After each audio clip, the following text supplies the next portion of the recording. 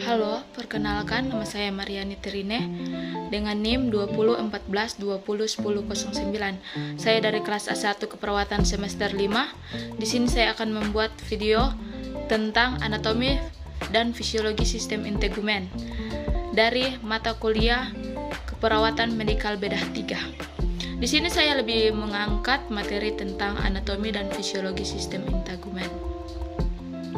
Materi topik ini berfokus pada penjelasan tentang anatomi fisiologi sistem integumen yang terdiri dari anatomi kulit, fungsi kulit, dan tanda-tanda perubahan kulit yang patologis.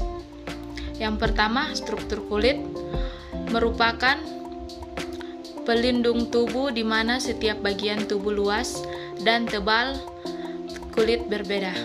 Luas kulit orang dewasa adalah 1,5 sampai 2 meter persegi, sedangkan tebalnya antara 1,5 sampai 5 mm, bergantung pada letak kulit, umur, jenis kelamin, suhu, dan keadaan gizi.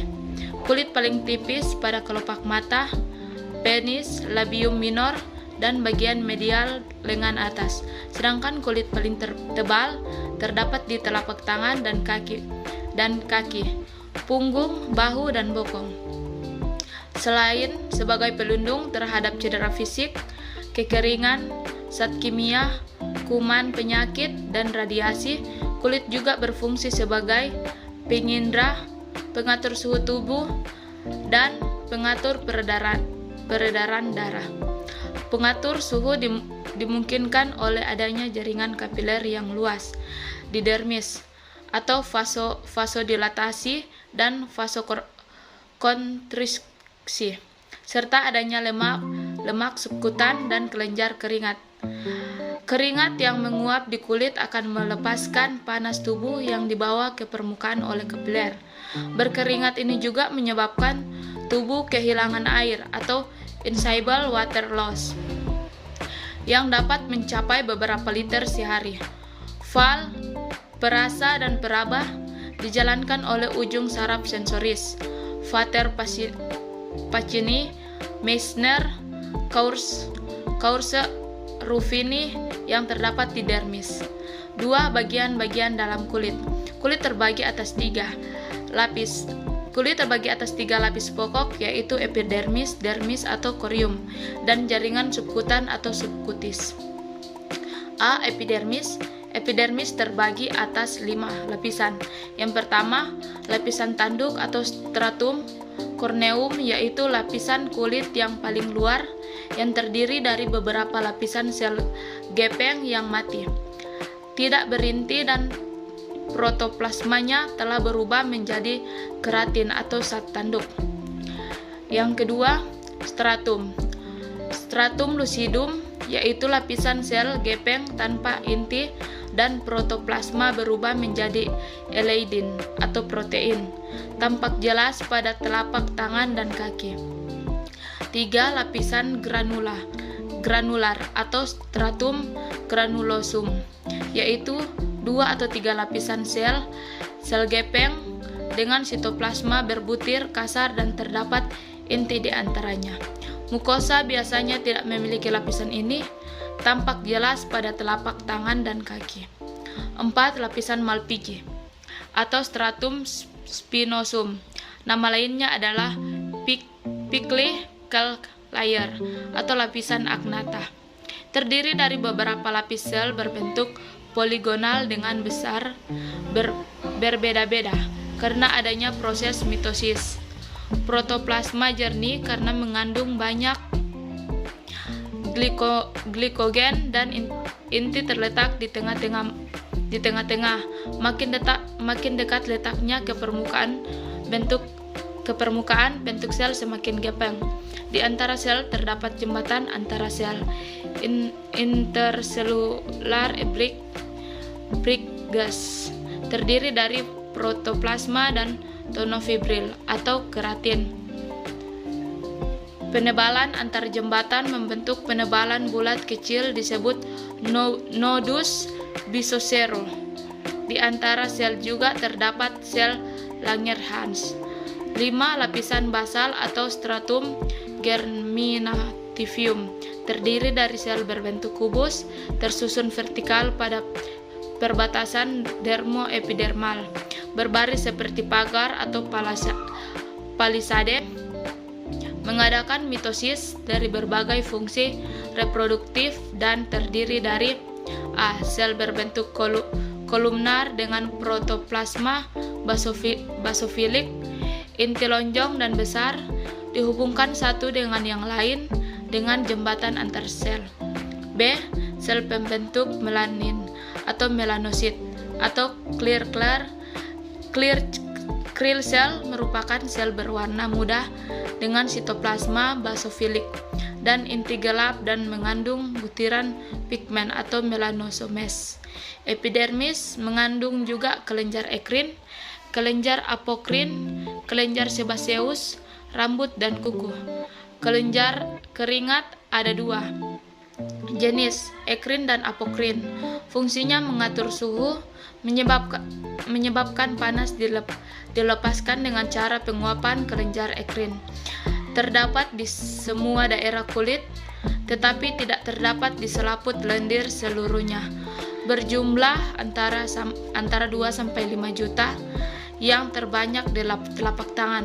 Sekretnya cairan jernih, kira-kira 99% mengandung klorida, asam laktat, nitrogen, dan zat lain. Kelenjar apokrin adalah kelenjar keringat besar yang bermuara ke folikel rambut, terdapat di ketiak, daerah anogenital, papila, mamma, dan areola. Kelenjar sebaceus terdapat di seluruh tubuh, kecuali di manus, plantar pedis, dan dorsum pedis. Terdapat banyak di kulit kepala, muka, kening, dan dagu. Sekretnya berupa sebum dan mengandung asam lemak, kolesterol, dan zat lain.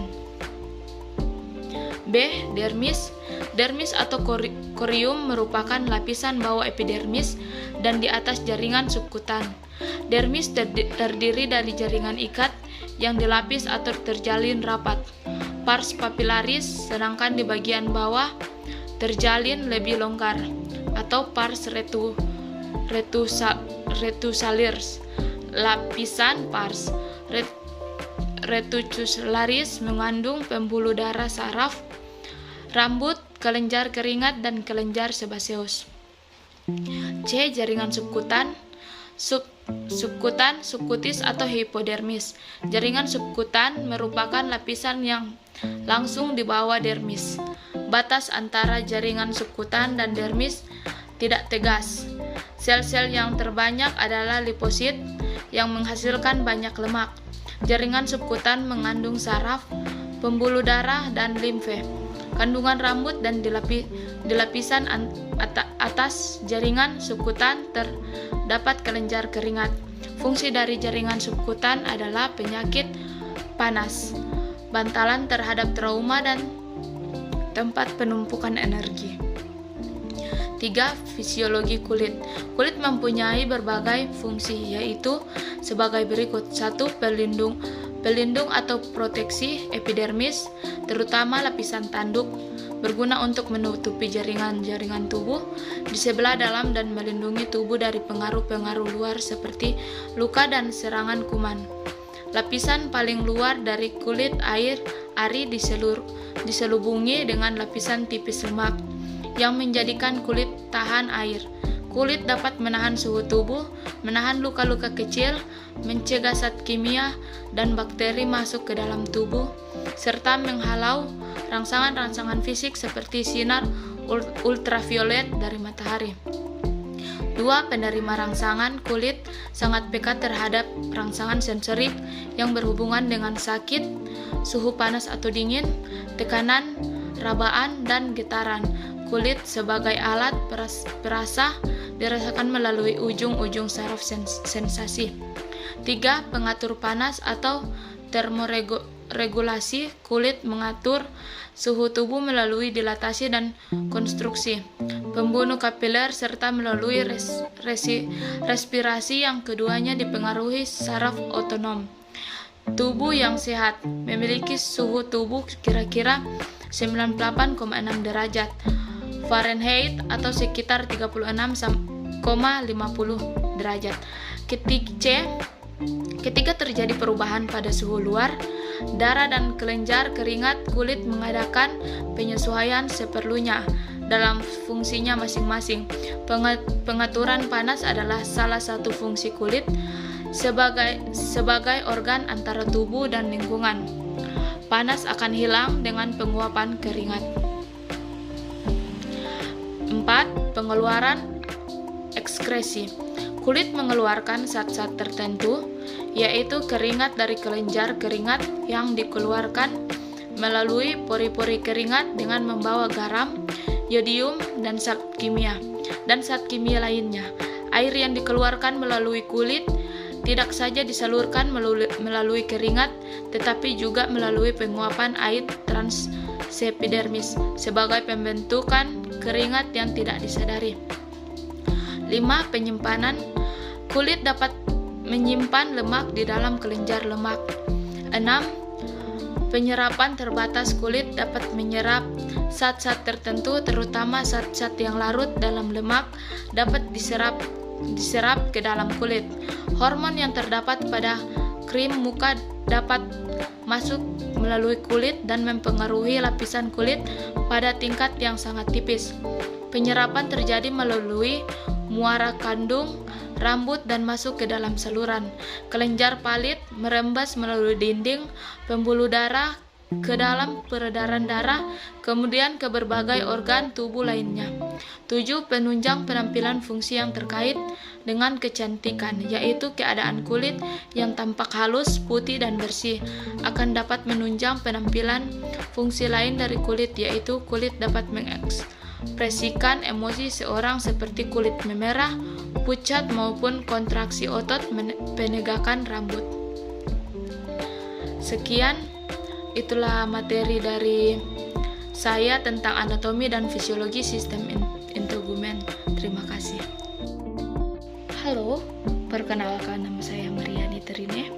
Di sini saya akan mengajak teman-teman sekalian untuk bergabung bersama kami di Universitas Pembangunan Indonesia. Karena di Universitas Pembangunan Indonesia sudah terakreditasi B atau akreditasi baik. Di sini saya akan mencantumkan brosur tentang Universitas Pembangunan Indonesia. Terima kasih.